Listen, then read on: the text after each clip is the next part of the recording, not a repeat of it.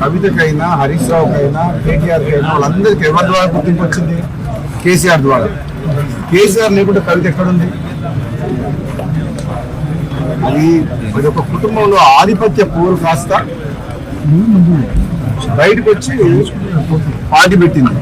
నిజంగా ఇది పెద్ద జోక్. కవిత పార్టీ కవిత డెఫినెట్ గా మొట్టమొదటి సమావేశాలనే ఒక ఆడ కూతురు ఆడపిల్లకు తండ్రి అంటే ఎంత ప్రేమ ఉండాలి.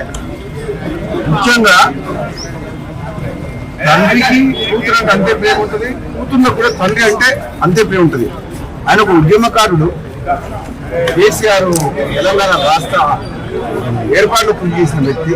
అటువంటి వ్యక్తిని స్వయాన కూతురే ఆ విధంగా మాట్లాడడం అనేది డెఫినెట్ గా ఆమె మొట్టమొదటి సమాజంలో తప్పు చేసింది. దాంతోనే తెలంగాణ ప్రజలందరూ కూడా ఆలోచించుకుంటారు ఏమని.